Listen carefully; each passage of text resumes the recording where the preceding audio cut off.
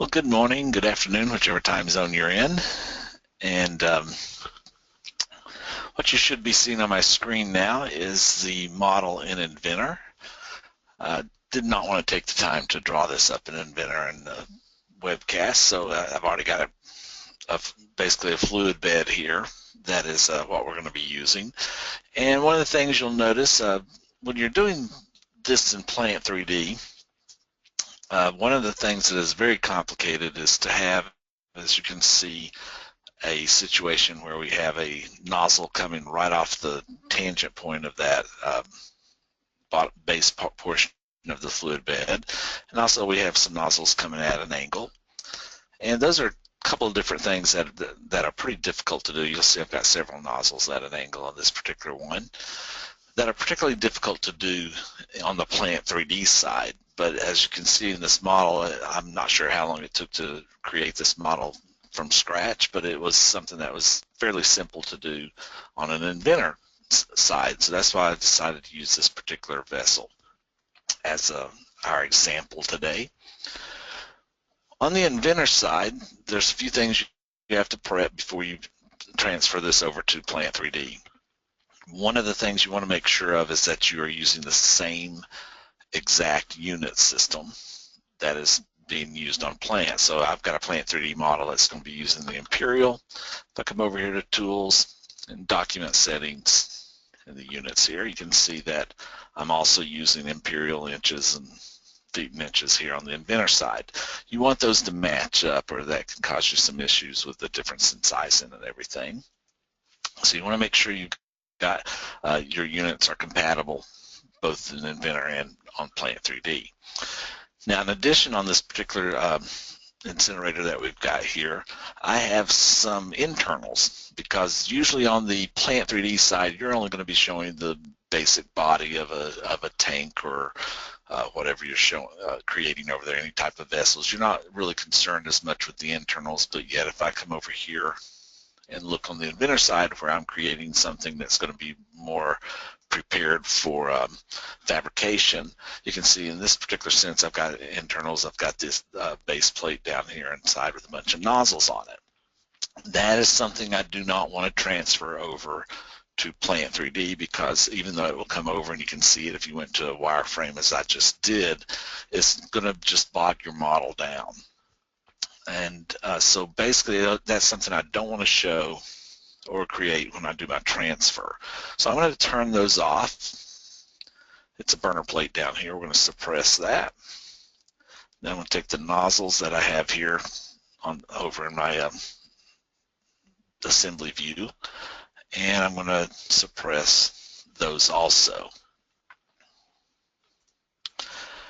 Now this creates a new level of detail view. I haven't saved it yet, but at this point we've created a new level of detail because I was working with the master level of detail here. So I want to hit my save button up here so that I can save this new level, and I'm going to call this one the shell. It could be pretty much named whatever you want to, but you can see as soon as I've done that, that activated that level of detail in Inventor. And if I switch between the two, if I go up here and switch to the master, you can see all my internals. If I go back to the shell, the internals are gone. So all I've done is saved a view of this particular assembly without any of the internals. I'm going to go ahead and change it back here to realistic. And the second thing I want to do is go over here to the Environments tab. This is where I set up all my connectors and everything that I'm going to be sending over. Now once we get into Plant 3D, I'm going to show you, I've got another one already output without connectors, because you basically want to do the connectors either completely in Inventor or entirely in Plant 3D. You don't want to mix and match, and I'll explain that when we get on the Plant 3D side. So the way I add my connectors is through the BIM Exchange, right up here on this Environments tab.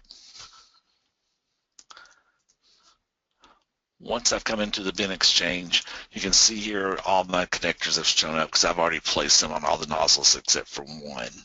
And you can see they show up as these green arrows. So I'm going to place the pipe connector here on this 112-inch nozzle down here, every one of them that were placed into this model were placed the exact same method.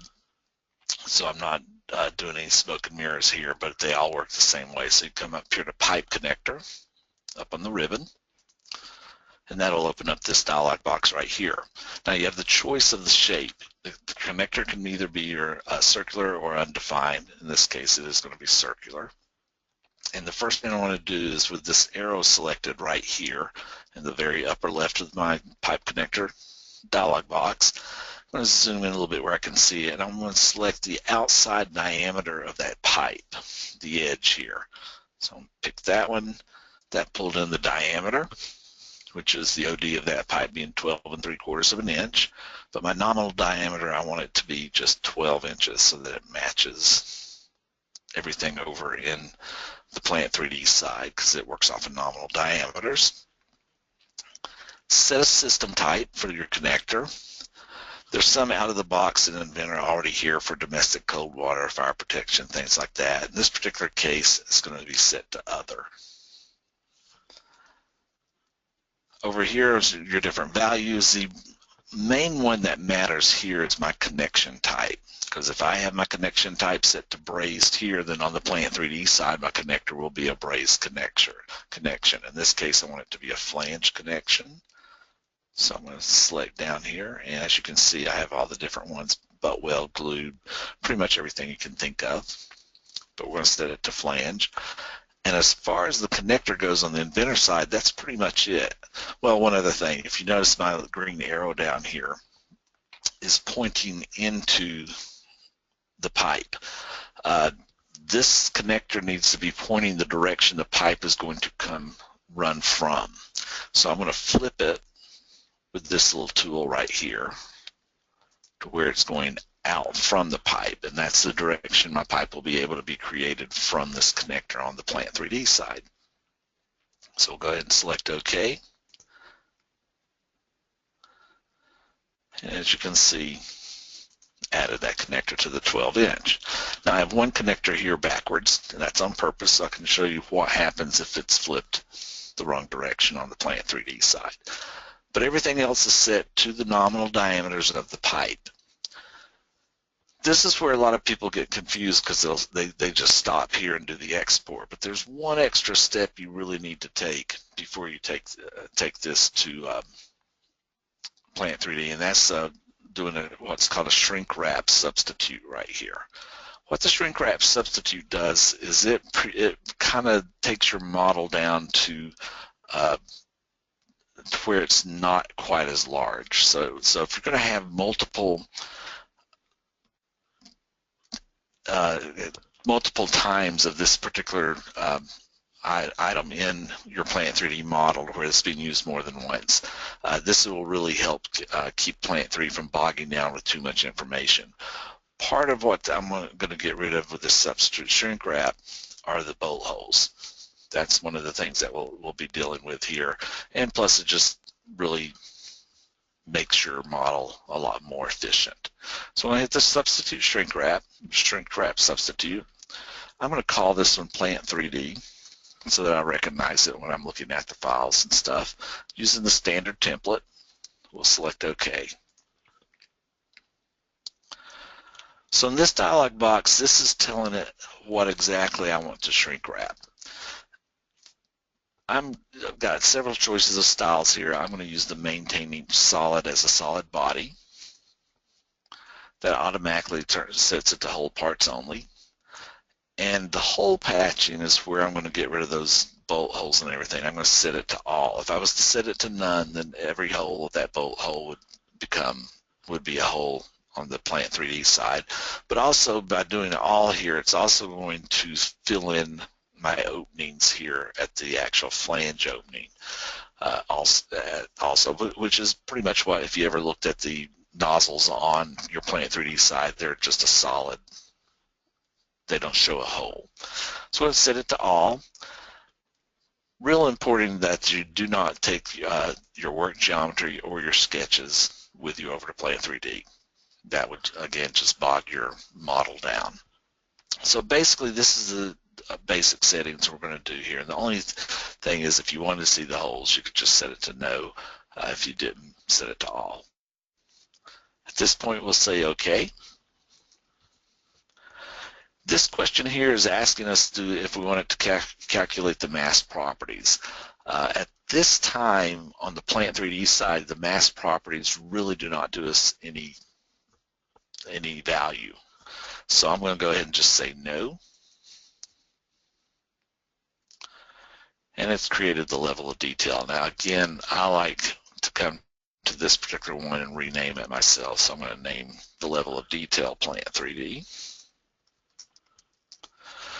And so we basically have this thing shrink wrapped into just what we need on the Plant 3D side. Next, we're ready to export the vessel to Plant 3D, and we're going to use the export building components up here on the ribbon menu.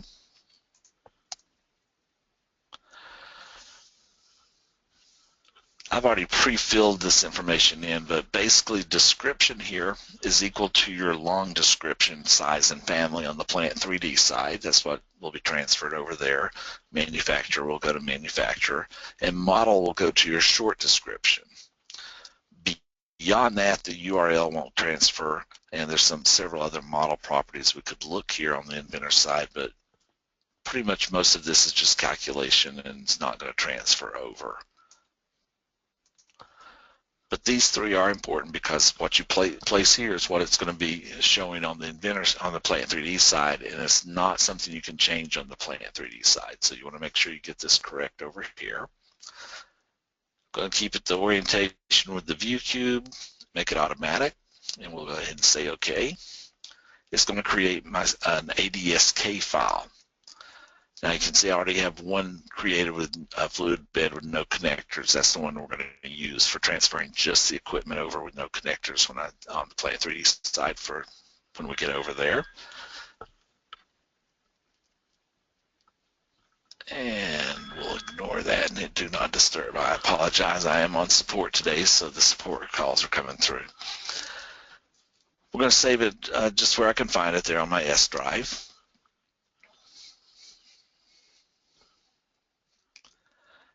And once it gets finished here,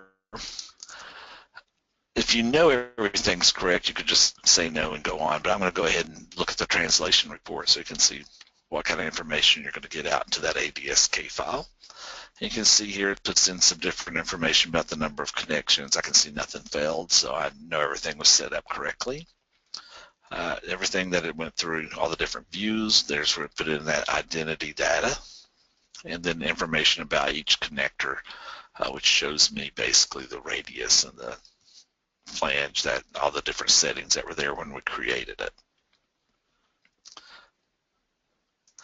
So now we're ready to go look at it on the Plant 3D side.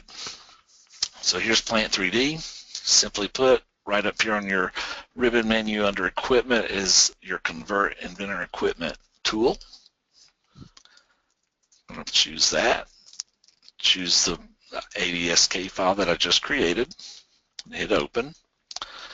I'm going to place this one at 0, 0 and a 0 rotation. Right here we have a place where we can convert the equipment and tell it what type of equipment it is. So you can see all the different equipments that's listed that's in our project settings. And this is being a furnace. I'm going to place that as my equipment type, select, and I'm good to go. At this point, I'm using a carbon steel 300 spec. So if I select it, you can see here where all my connectors are. I'll just hit the plus just like I normally would, and you can see it's picking up the different planes and everything and drawing in exactly like it would have with my normal Plant 3D equipment. Now down here where I had that one going backwards, this is to show you how that arrow goes. You can see even though I'm dragging to the 180, it's trying to put the pipe into the actual vessel, and that's because of the direction of the arrow back in Inventor. So the first thing I want to do is fix that. So I'm just going to go ahead and erase what I've got here. Come back over here to Inventor. One of the keys here on the Inventor side, if I'm going to make a change and fix a connector, is I cannot be in my shrink wrapped version. See, I'm right now current as that Plant 3D shrink wrapped version that I made.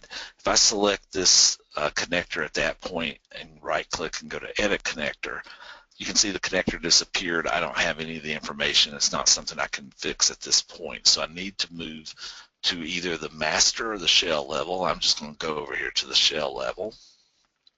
And at this point I can see when I edit the connector exactly what's going on. Just flip it, hit OK, come back to my shrink wrapped version. So I do not have to run shrink wrap again.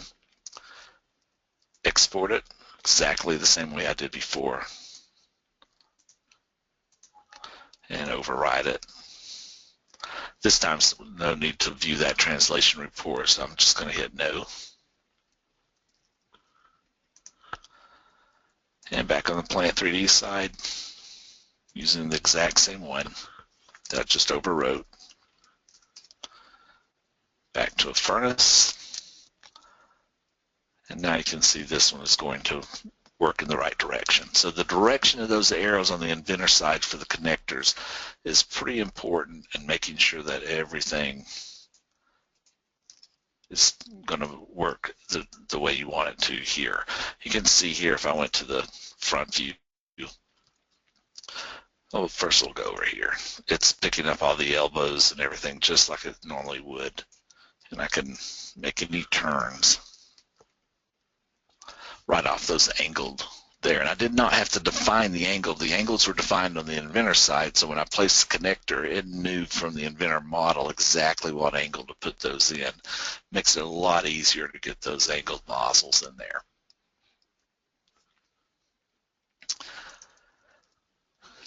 Now if I'm going to do the connectors on the plant side, oh, by the way, let me show you this also. I'll go over here to the Properties palette, and there's where you can see the short description, long description, and the manufacturer all came over. And you would tag it the same way you would normally tag it. Now if I was going to put those connectors in from the plant side but still build the model on the Inventor side, it works a little bit different than what your normal equipment would. So this is the same exact fluid bed created but does not have any of the BIM pipe connectors from Inventor on it. I'm just going to place this one off to the side here. So this one when I select it, you can see there's no plus signs coming up. Here's my add nozzle. I like to do it from a different angle only because. And so the first question after I hit add nozzle is going to be specify the nozzle center. So I'm going to place one up here at the top. On that top one there, we'll grab the center of this nozzle here, which is going to be that one right there. Then it wants to know a direction, so I'm going to take this one straight up. All right, so this is where you can see that it's a little bit different than when you're inside of the Plant 3D as you normally would. For the change location here, there's no other options other than change or remove. So if I do remove, it would remove that connector I just added. If I do change, it would give me those same two options over again of where do I want to place it and what's the angle. So I can move it that way. But it's unlike when I'm in Plant 3D and I add a nozzle that it actually shows a nozzle and creates one off the tank or the vessel or whatever you're adding. Here it's not going to add a nozzle the same way it's normally that. It's expecting that nozzle to already be there on this piece of equipment. And so all I'm having to do is say this is where the connector is and this is the angle it's going. I still need to go to change type. This works no different than it did before. So I'm going to put a 60-inch one here and we'll do a raised face 300 series nozzle here. And at that point, it works pretty much just the same way. Need to get at a different angle here where I can hit that as it would in Plant 3D.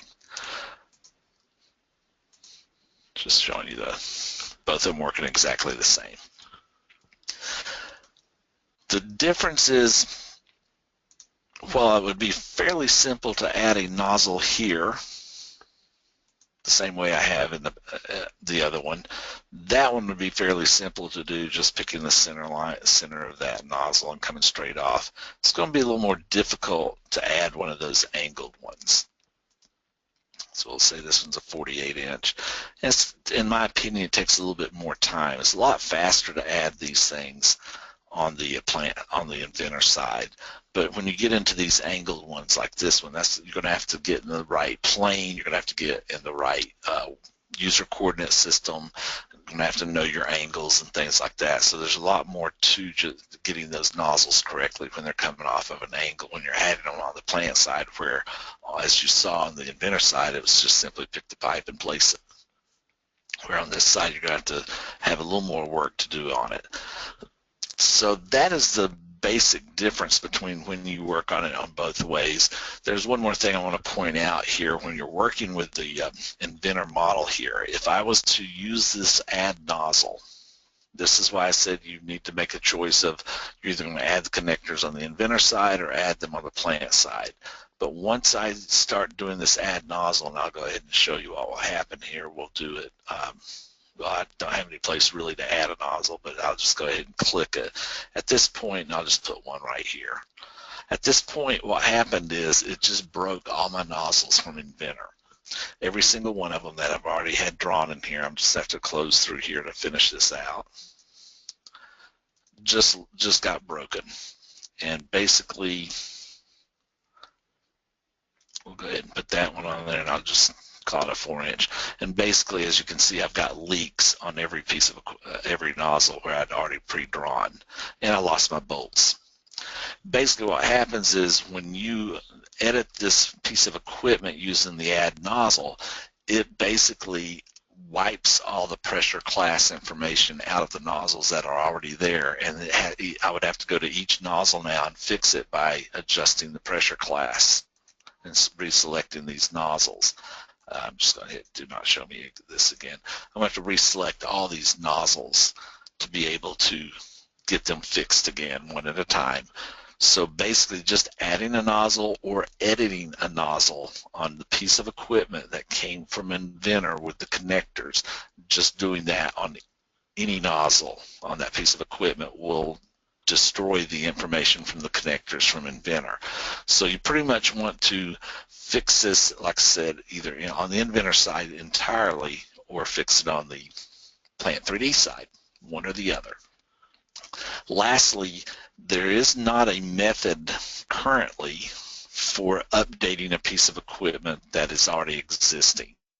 So if I transferred this piece of equipment over from Inventor and I decide we make some changes on the Inventor side, add some nozzles, or maybe change the diameter of a part of this particular piece of equipment, I'm not going to be able to just come in here and say update from the ADSK file. There's not a function for doing this at this time. There may be at some point in the future, but at this time that's not a possibility. If I'm going to do that, what Autodesk suggests is that you make your equipment on an XREF, and that way you just update the equipment on the XREF and reconnect everything up that way. I haven't found anything that lets me say that that's any faster than just replacing the, erasing this piece and putting it in, and then reconnecting all my nozzles. But basically, if you update the piece of equipment, you're going to need to reconnect your nozzles at that point. So there's not a method for just updating it and everything's staying connected, because when you think about it, when I erase this one, it's then got new connectors, so it doesn't understand that that flange was connected to the same connector, because it sees it as a brand new connector once I've erased it and put in a new one, since there's not a method to actually update it itself. So there is a little bit of work for updating in that sense, but for the most part, you can get these things in there so much faster on the Inventor side, especially when you have some unique situations like this. It's really well worth the time to be able to pull this over with the connector information and just connect up the pipes.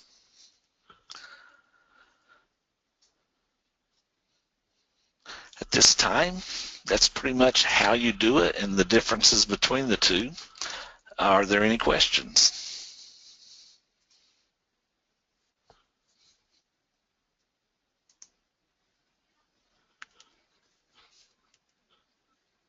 I don't see any in the side there, Mark. Did you see any?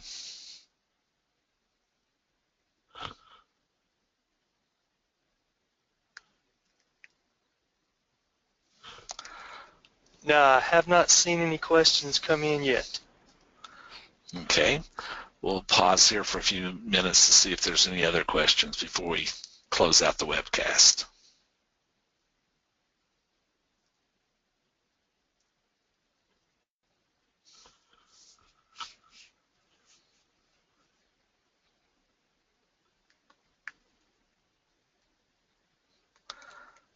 We can turn it back over to you then.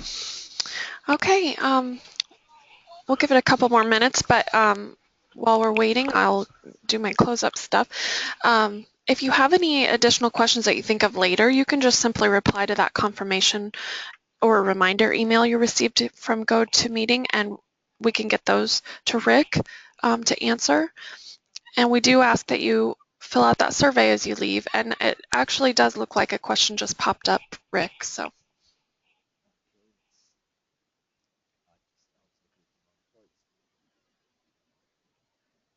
Okay, let's see.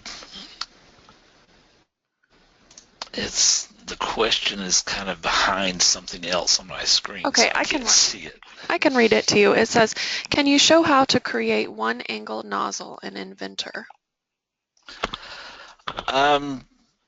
Would you like to show that? Are you actually wanting to see how we added the connector or how we created the angled nozzle?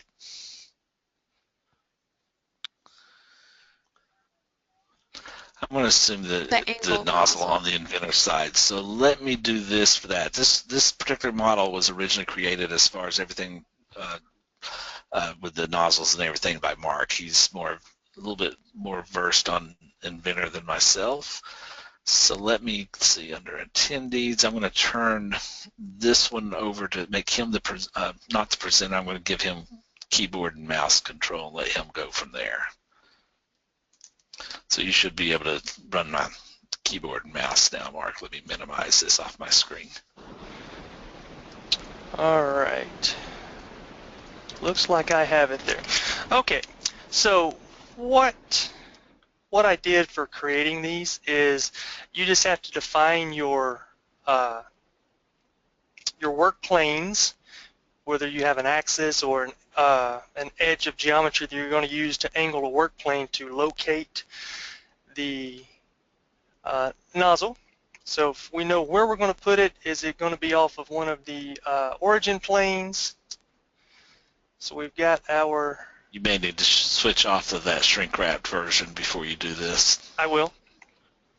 So we've got the different planes. If you know exactly which one you're going to work off of, you can use one of the origin planes, or if it's off of the side or coming off of a tangent, then you would need to add a plane there. So we'll go back to the master here. And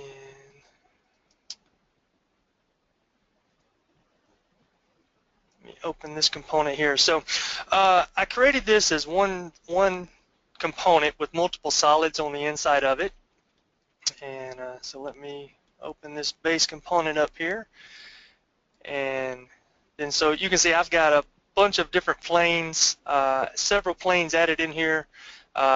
Inside of those planes where I've created the tangent plane referenced off the XZ plane to locate one.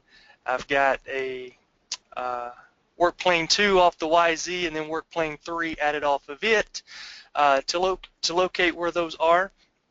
But if I know ahead of time that I'm going to put one on a specific angle, so I know I've got this plane here, and I'll go ahead and turn the visibility on, and we'll just add one here on the back side. So I'll just add a tangent plane over here on this side, and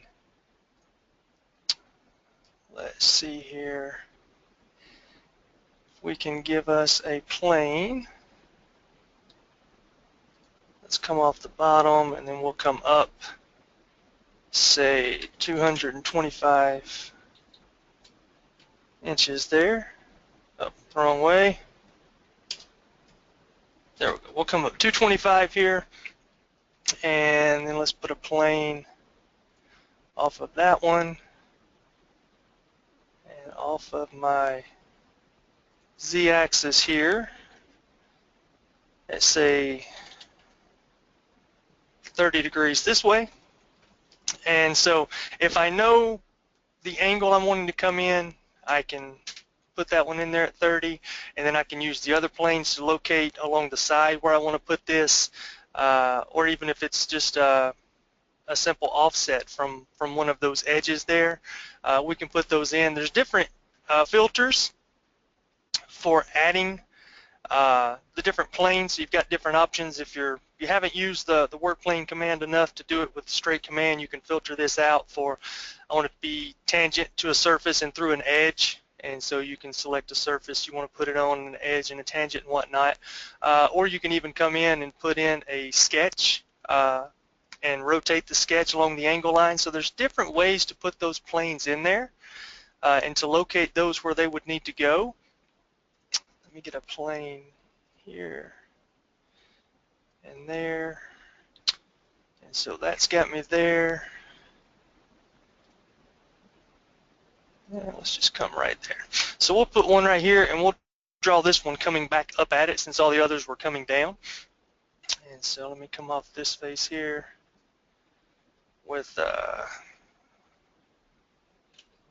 we'll just come off 30. So I'm getting a lot of planes in here, and some are in the way. So I'm going to get rid of some of these to try to save a little bit of clarity there. I'm just going to select them, right-click, turn off visibility. And so now that I've got a plane defined where I want to put a nozzle, I will just come in and create a sketch along that plane. And I'm going to project. We'll project that edge and see that edge there. And I'll just draw a line between those 2 points there. And then if I know, I'll just come right, I have to zoom in there.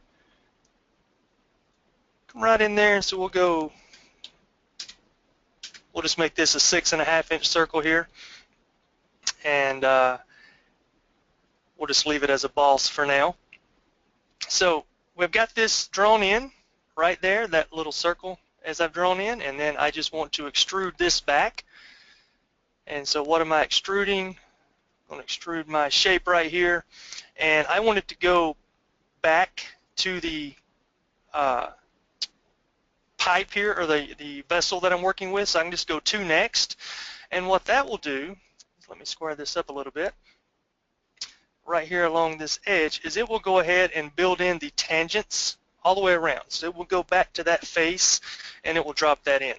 And then I can offset it, or go back and give it the correct dimensions for the OD of the pipe, and then give it the inside of the pipe, make an extrusion to cut that out. But so you just have to set up your angles to work off your planes in there, and once you have those defined, just making your pipe shape and extruding it back to the parent shape. Did that get your question answered okay?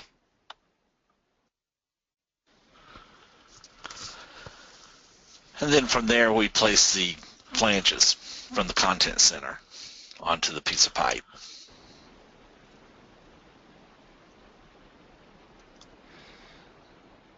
All right, so there's one question. Instead of suppressing the unwanted components, can one use the visibility option to hide the unwanted options? So Rick, if I turn the visibility off of 3 nozzles and then save the file and send you that ADSK file, when you import that into Plant 3D, do you still get those components because they're still there, just visibility is turned off, or do we need to suppress those so that they do not show up? Okay, let me read this question again. So instead, just now I finally got the question to pop up on my screen. Instead of suppressing unwanted components which can cause issues with mates and other parts, can one use the visibility option to No, the visibility, you're talking about the visibility option here on the View tab. Even if I change my visibility, for instance, to wireframe or something like that, it will actually, when I do the ADSK file and export it, it's going to change it to a realistic or one of the solid modes of the shaded. I'm not sure which one it picks, but it picks one of these shaded or realistic modes to change it to. So whatever the visibility styles on the Inventor will not affect the output. It's pretty much suppress it. Now when I shrink wrap it, for instance, if I would not have shrink wrapped that, if I would not have suppressed the nozzles and the plate before I shrink wrapped it, it would have actually, because the nozzles were internal, it would have actually removed those, but it would have left the base plate with holes. So I would have got that would have still been as an internal of at least seeing the base plate with the holes. Now the holes would have probably filled in with that all function, but the base plate itself would have still been there. And so it's not going to take out everything. The shrink wrap will take care of some of that for you, but for the most part, suppressing it seems to be the best way to make sure it doesn't transfer over.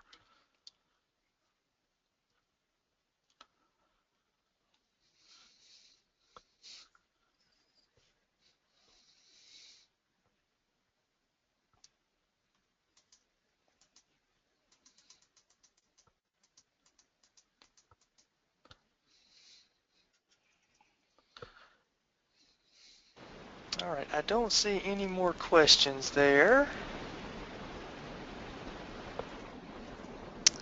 Okay, well, I want to thank everyone for attending today's webcast, and the recording will be available. You will be sent a link to the recording in an email from GoToWebinar, and it's also will be available on our YouTube site. So thank you, Rick and Mark, and everyone have a great day. Thank you.